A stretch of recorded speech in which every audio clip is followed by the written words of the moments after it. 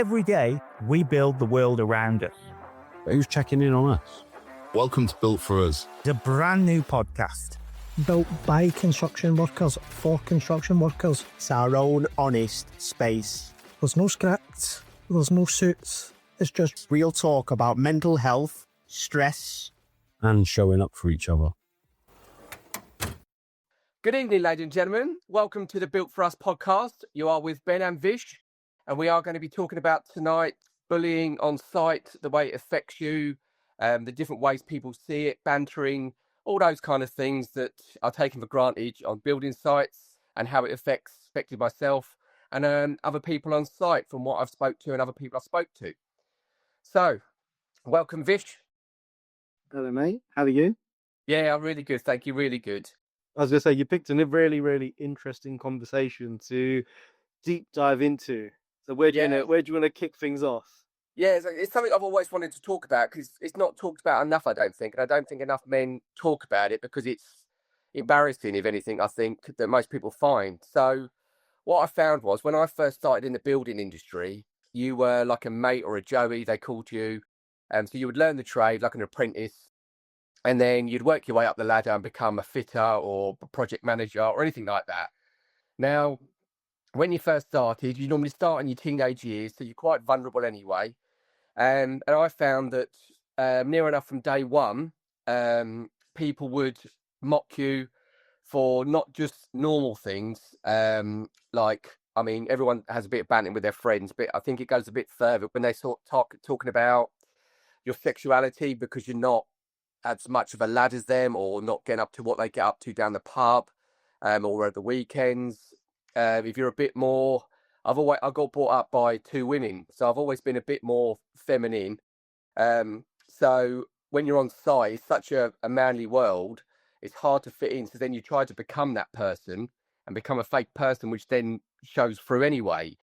I've had all sorts of things done to me. You get the bantery things like a long wait. You get to sit outside an office for an hour and everyone laughs because you make sure. But we had things where they were trying to make you do things that weren't safe. I've had incidents on scissor lift up in the air, like 20 foot in the air, and you're doing something on the ductwork or you're trying to screw something, and because you're in working, they would lower the machine, so you had to grab on to try and scare you to see how much you took it. I've had incidences where I've been down the bottom of a riser, holding up some heavy ductwork and holding it solid, and then people just peeing down the shaft and onto you and thinking it's funny. But when you look back and think, oh my God, why did I allow that to happen? Why was no one looking out for you? Why was there no one to talk to, kind of thing?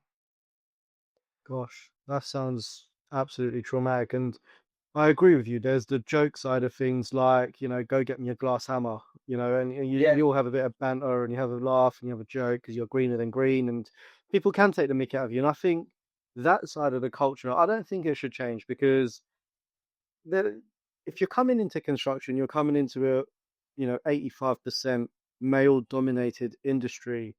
And I think the laughing, the joking, that side of construction, I think, has to stay. But when we're looking at the bullying side and the things that you went through, now that absolutely has to stop.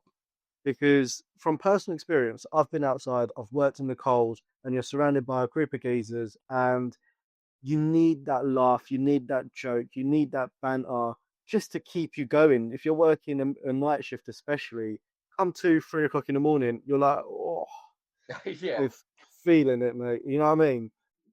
That other side of bullying is absolutely atrocious. And, you've shared so vulnerably, so I'm going to share vulnerably as well. I work for a maintenance company as an apprentice. So this must have been, I'm 32 now. This was when I was about 18 years old. Mate, I was bullied endlessly. I was picked up by my collars, thrown into lockers because I come from the Indian heritage. Like, I was called a chaiwala, which is a tea maker, every day. And I know it doesn't sound like a lot, but it escalates, and that's the problem. It got to the stage where I'd be at work and I'd be genuinely scared to walk onto the site because, I remember getting, literally put into a guillotine, which is like a choke. So you essentially, yeah. So basically, and that will choke you out. And I remember going like, like I'm gasping for air, and I'm literally like, get the fuck off me! Like I was going absolutely mental, all whilst literally gasping for air. So construction can have a really horrible bullying side to it. How do we get there then? How do we get there? How do we turn these negatives into a positive? How do we create that culture? Where do we start? I think it's got to start from the top. I went on site today because I work in sales and do a lot of health and safety talks on site now, regarding the equipment. And there was a poster up there saying about people getting aggressive on site and that kind of thing. But I never really see if you feel like you're being bullied, if it's too much for you. Because a lot of people on building sites are self-employed as well. So it's not like you can take some time off to get over it or anything, or get signed off sick or anything because you're self-employed. So I think it's got to start from the top. And I do see a lot more mental health rooms, quiet rooms, all that kind of stuff. But I don't think people are actually physically pushing people towards it, advertising it properly, when they're doing their toolbox talks, making it approachable for someone. And if a 20-year-old apprentice and I've got a 40-year-old man bullying me on site, you're going to be scared because you think you're going to lose your job. But there should be repercussions for the 40-year-old, not for yourself. But it's hard because you might be a two-man band. He might be on his own and just taking you on. So it's a real tricky one of how to do it. But I think there's got to be places where you can speak freely to someone, even if it's anonymous, and say, look, this is happening on site. So someone can come around site, maybe observe it from the project team or the health and safety team, have a look what's going on and just sort of keep an ear out for you, ask if you're okay, maybe call you back, sort of at the end of the day, just sort of catch you when you're on your own. These kind of things, I just think it needs more effort and more appreciation for the problem that it actually is. Because young people now, I've got a son of 21 and I've got a son of 17. There are a bit more, I don't know, everyone calls them woke and stuff, don't they, like jokingly, but they are a bit more in touch with their feelings, which I love. They're a bit more open about their opinions about it, what affects them, what doesn't. And I just don't think young people are going to get into the construction industry because they're going to be bullied out of it if something doesn't stop with it soon. Yeah, I completely agree. At this present moment, we're losing 50% of apprentices in UK. So I think that statistic screams volumes. So, Yeah. Half of the apprentices are not making it to completion and they're choosing to leave. And I think you're absolutely right. There's got to be more energy put into the leaders of construction to go, you need to be more open. We need to create safer spaces for you. But all of that is so taboo, especially as a man. So really, Yeah. I feel as if, we need to open up vulnerability. We need to be more open. We need to have conversations like the ones me and you are having right now on building sites. And that's, in my opinion, that is like such a challenge to get a young or older man to go, like, I'm hurt by this. It is a challenge, but if we start opening that communication like we are right now, I'm hoping somebody else can kind of build up the courage to go to. It doesn't have to be the supervisor. It can just be a person on site that you're close with, you're friends with, or you've built that sort of relationship with that person, and go, fucking hell, I'm having a really bad day, and it's because my supervisor's given me X, Y, and Z problems, and I don't know how to deal with them, or whatever it is. But without that open communication, we're all a bit stuck, aren't we? Yeah, and it's really tricky to try, because there is lots more on site about talk about your feelings, talk more, open up more, and there is more podcasts like ourselves that are encouraging it. But again, even when we're talking about it now, I don't think I could do that on site. Even though I'm quite open with everything, I still think, where would I say that? And if I did say it, I don't think I'd be in a job very long. So, could you say it to a friend on site? Because we've all got mates on site. Yeah, and like I say, it depends who they are. You sort of have to gauge it. I know that a couple of times on site, even recently, because I'm in sales now on site, I obviously speak to main contractors, subcontractors, that, And I recently had, I think it was 3 weeks off work for my mental health. I was just burnt out and I needed to take a bit of a break. And when I come back, I sort of tried to be open about it. And people say, "Why are you off?" And I tried to open that conversation up. And a few people, one especially, text me every day for the next 2 weeks, making sure I was okay. And he was a high up health and safety person. I didn't really know that well. And he opened up to me and said, "I suffer from the same things, especially around Christmas." And it was so heartwarming to hear that you're not alone. And I think if we did start talking more people would open up, because there's people going through marriages, obviously money problems at the moment. There's all sorts of, there's illness, obviously suicide rates on construction is ridiculous anyway. So it everyone's going through something. It's just sort of like breaking that taboo of, it doesn't matter if they're like this big angry man that you're scared of. You should be able to go, "Look, mate, I'm not feeling great today. This is why," and not feel ashamed about it. Because I guarantee you, that bloke will probably say, "Oh, I know, my missus is giving me trip. I've not slept for a couple of days. I'm feeling it myself," and start an actual conversation. Yeah, absolutely. And I think something that I've grasped from what you've said is the biggest thing holding you back is fear. But mate, like genuinely, fear is the thing that holds anyone and everyone back from everything. So, Yeah, remember, take yourself back to your childhood and, the first time you rode a bike with no stabilizers. It's scary until you do it. And then all of a sudden you're like, why did I ever need stabilizers? yeah, And that's exactly the concept I think me and you are pushing out today on this podcast. It's the fact that, look, I know how hard it is to go to someone on site and go, "Mate, I feel like I'm being bullied," or "I feel like I'm being harassed by this guy," or "This guy has taken it way too far to that apprentice over there." yeah, But it takes so much courage to be the person who speaks up and goes, "This isn't right," than it does to go home and stress and have anxiety and feel like the world is crumbling down. And that does happen. When you're having a yeah, really bad day at work, you end up coming home and you're taking it out on your partner, you're taking out your kids, you're taking it out on your dog, or whoever it is you're taking it out on. We can't let it do that anymore. We just absolutely can't yeah. continue, because bullying doesn't stop on site. You take it home with you. Yeah, I was just going to say, when we used to go to sort of finish work, and we'd go down the pub, and I would drink and try and join in that way and become sort of more of the crew by drinking. But then the drinking became a way of sort of lessening it a little bit and thinking, "Oh, it's okay, I've had a drink," and you go home thinking, "I'm okay." And then you wake up in the morning with the dread, plus you've got a hangover, and then you go through it all again. And I did start drinking quite regularly on site. I mean, I've given up drinking now, but I used to drink quite regularly after work and stuff like that. And when I look back now, because I've recently done some counselling myself, just to sort of have a look, you look back and think, I didn't even enjoy that really. It was just a case of trying to fit in, trying to do stuff that you thought would make you they'd be a bit softer on you kind of thing, and sort of not pick on you as much if you are joining the lad culture. Or, "Look at me, I'm doing this, I'm having a drink," and all, "Look, I'm trying to get hold of that girl," or whatever it is, or trying to fit into their mentality when it's just against everything I'm like, really. And it's sad that it's taken me, well, my 47 now, sort of 47 years to actually realise that it was quite traumatic, and it was quite a horrible time. And I used to sort of beat myself up and say, what was going on there? But now I see it a bit clearer. I do try and look out on site a bit more because, like I say, I'm on there in a different capacity now.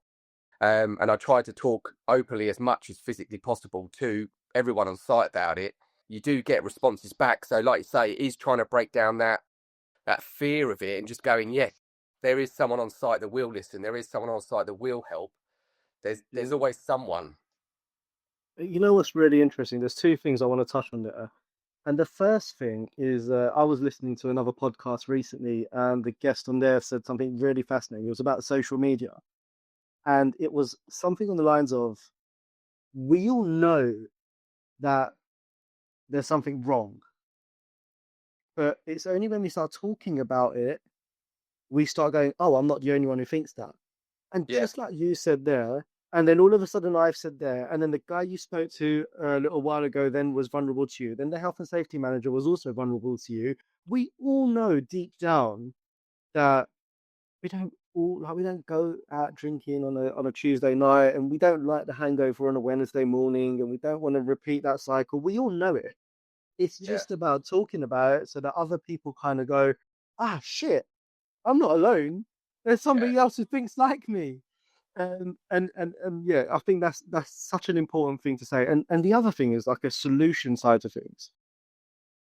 I was recently talking to a gentleman, and he's a health and safety manager for a company in America. And he said something really interesting. Something that he's incorporated into the business he works for is a peer support. So you know how we have mental health first aiders all over construction now. yep, What he's got is peer support workers. So these people within the company, they champion other people to come and speak to them. So let yeah, and I was like, honestly, I was a bit brutal. I said, does that shit even work? yeah, Um, and he come in a bit closer, and he was like, it fucking does, mate. And I was like, really? Yeah. So as well as having mental health first aiders, we should have people you can just specifically go and speak to. And then what he did to, because he realized a lot of people were coming to him, right? So what he did then was said, okay, fine. There's a team of 6 or 7 or 8 chippies or sparkies or plumbers or whatever. He would take them all out to lunch, and he would start the mental health conversation of how's everyone doing, blah blah blah. And after a few minutes, everyone was there for the agenda. They knew the agenda, and they all started opening up and talking about it. So rather than doing one to one, he now had a group of people who was talking about the same thing, and they all bounced ideas of one another. And I thought, what a brilliant idea! It's yeah. quick, That's it's incredible. easy. Yeah, you could do team building with that because you're going out to lunch with your fellow staff. And I thought, what a brilliant idea! I think we should incorporate that here in the UK. Yeah, it's such like saying and we all say it and we all go on about it, and we like say we do podcasts like this and talk about it. It is such simple little things that will change the world for the better. But like I say, it's just that fear of that simple thing of feeling like, say, you are weak. I know it's sort of what the key word is, and you feel you are weak, or you're going to get bullied worse because you said it.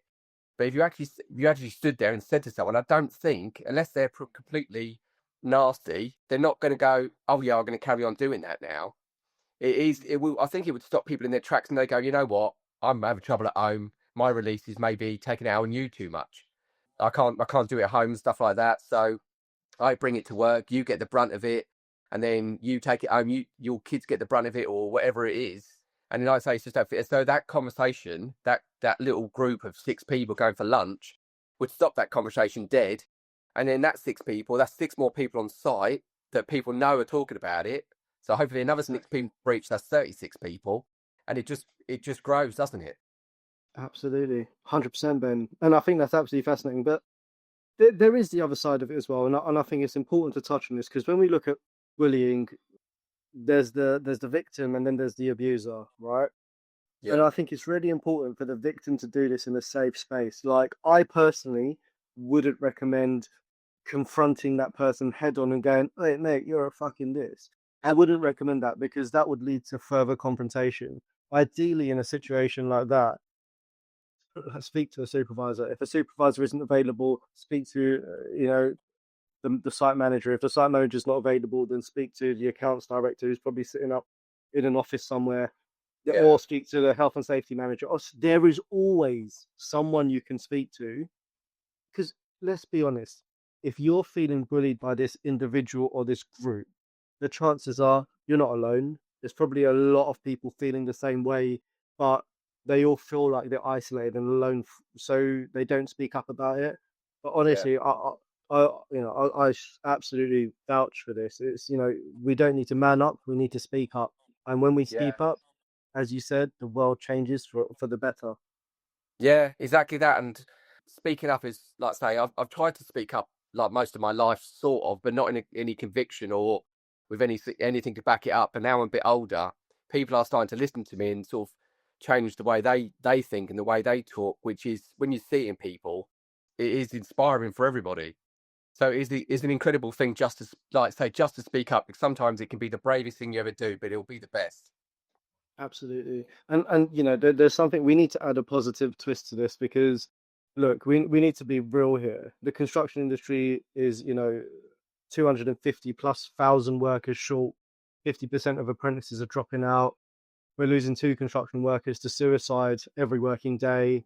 Stress has increased, anxiety has increased, depression has increased.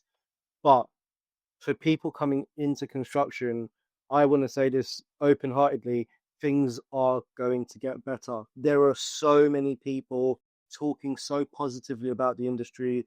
We are literally working our backsides off to implement these positive changes, to change the culture. So yeah, To now, when you go on site now from 20 odd years ago, site is such a different place.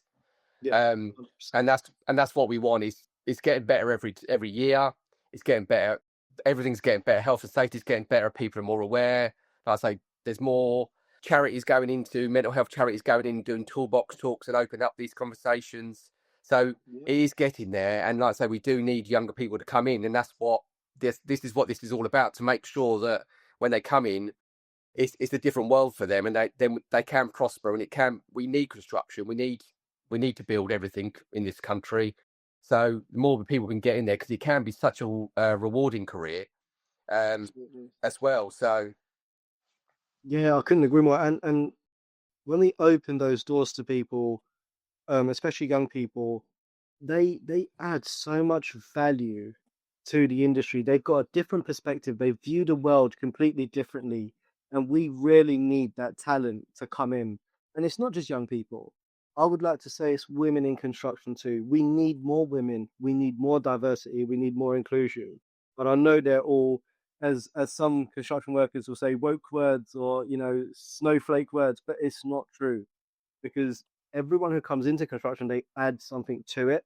And we've countless spot people adding to this industry. We need to keep growing, keep getting better, and we will. 100% we will. yeah, I totally agree. And where we work with a lot of health and safety teams and project management teams and sort of higher ups away from the sort of subcontractor level, there's a lot more women coming in and being project managers, running sites, running health and safety. And they like say it's a completely different viewpoint. It's a completely different work ethic from men, and it does change the dynamic on site completely for the better. So it's a different, like I say, it's a different brain, it's a different way of thinking, and they are bringing this, and it's great. We work with one big major main contractor on site, and they've got a lot of ladies or young girls coming onto site now, and they are training up to be project managers and stuff like that. And the way they handle themselves on site, it's inspiring to see, because I didn't think I'd see it when I was younger. I didn't think that would happen. But there's all sorts of trades now. You can see ladies doing all sorts of trades, which is incredible. Completely agree, mate. Completely agree. And I think we're both on the same page in saying we want more of it. And by improving the culture, by completely decreasing the bullying, improving mental health, we're going to start seeing that happen. And I'm thumbs up for it. Like, let's make it happen. Let's make it happen. I think it would be fantastic. And that's why it's so great to be part of these kind of things, isn't it? Like these podcasts and stuff, because it just sheds a little bit of light on it. If a few people hear it and you change their opinion, it's only for the better, and that's all we're after, isn't it? Just trying to a better world where we can get on and, like I say, get better results on site and make sure everyone's happy and enjoying their work, really. 100%. So if there was one final thing we could give the listeners, what would that one bit of advice be from you? Oh, my bit of advice would be talk to someone. If you are struggling for whatever reason, don't do it in silence. I know it's the cliche that we say, but don't do it in silence. Always talk to someone. It doesn't matter who it is, even if it's not someone on site, if it's your wife, if it's your brother, your sister, your nephew, your uncle, whoever it is, your best mate, someone on site, even a stranger like a mental health first aider. Just talk to someone, release that valve, that pressure, and I guarantee that person is going to give you the time. That person will be supportive, even if they're not sure what to do or what to say. They will listen, and it will feel better even for that second that you talk, and you might find that they open up to you and make it feel better, and so you're not alone. Love it. Absolutely love it. And my final bit of advice is don't give up on construction.